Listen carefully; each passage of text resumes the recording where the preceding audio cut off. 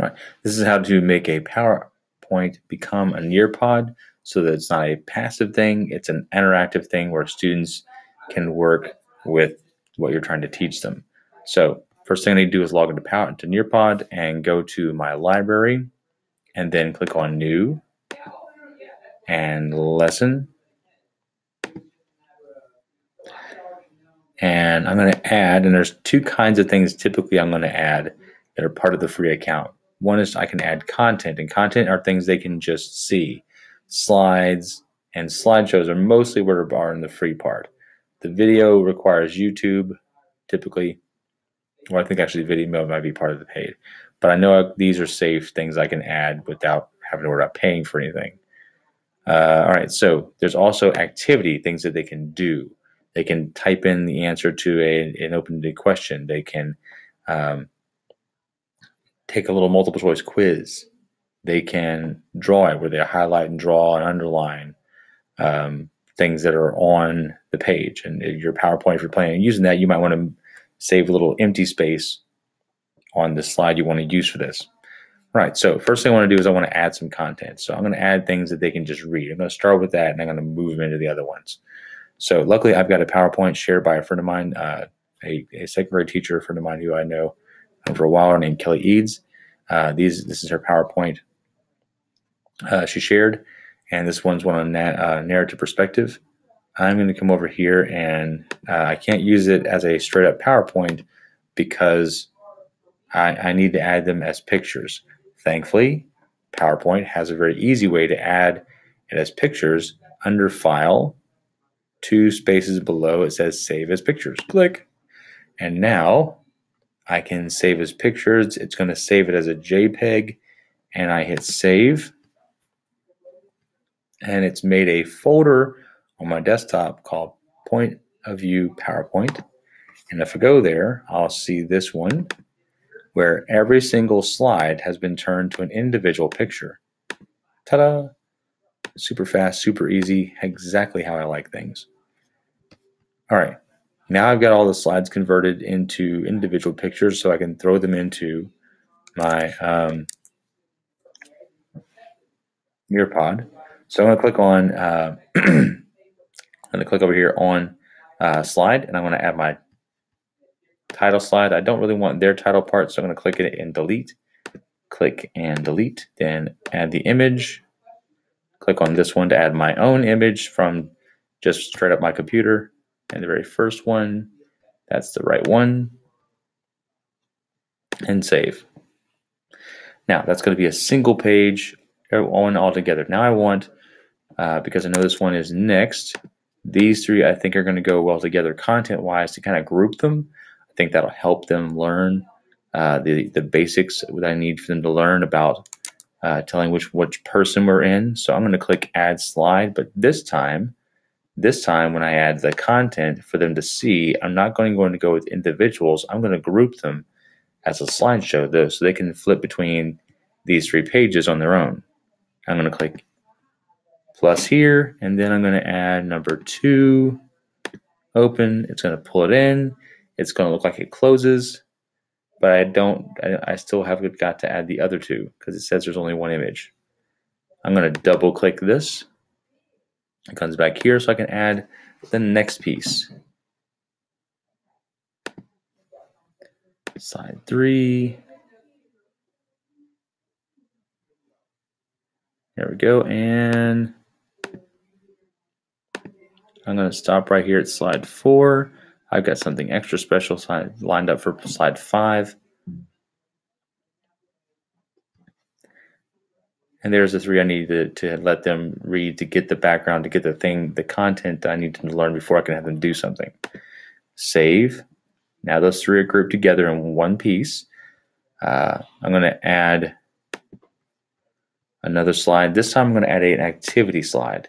And the activity I want is an open-ended question where I want them to type me something. In this case, I'm going to use the Add Image button, and the image I'm going to add is this next slide right here that has the secret to figuring out first person is I, and second person is you, and third person is he or she. I'm going to click on that and give them some directions. Okay, point view, first, second, or third person, type sentence using that point views pronouns. Save. So what they're going to see is a small version of my slide they can click and make bigger, and the directions and a big space at the bottom to type. All right, now I'm going to go on and let's see what else we can add. Let's add some more stuff. Add content. What else do we have in my PowerPoint? Let's see, there's that. What's next? First person, second person, third person. And then we got into kind of splitting third person to omniscient, limited, and objective. And I don't know, is that too much for the grade level I'm using? I don't really know. Maybe it is. I might just want to stick with first person, second person, third person. If that's my case, I haven't got to upload all of those. In fact, I'm going to do another grouping. I'm going to group these three together. So let's do that. Add content, slideshow, add. I'm going to take a shortcut. I know those are the three I need, so click on that one, hold down shift and click on the last one, and I'm going to pull them all in at the same time.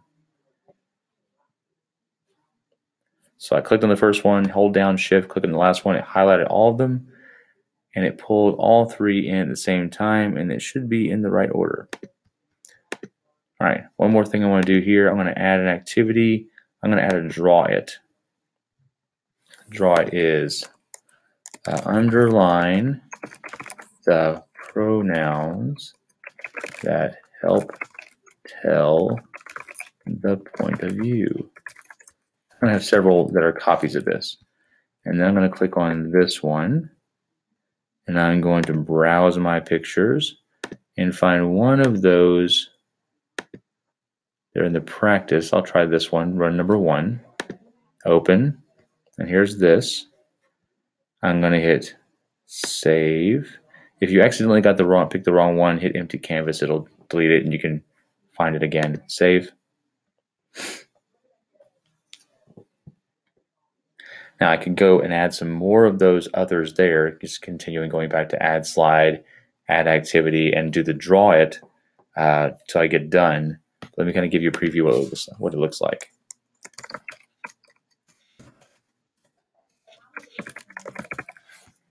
And publish. And grade, I'm going to go with second, subject, English, publish. All right, so here we go. There it is. I'm going to click this one to preview it so my kids will see. Oh, buddy, there's this slide that's the directions.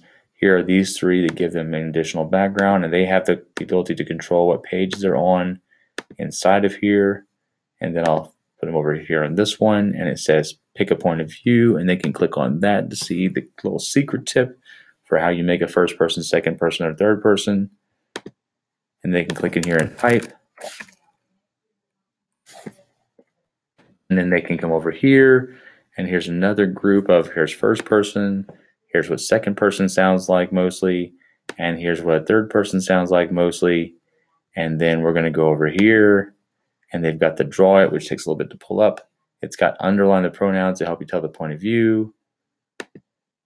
Up here, and I could use the pencil, and I can underline we, and I, and my, and I, and then turn that in. I can even put a text box that says, which that wasn't part of the directions, first person.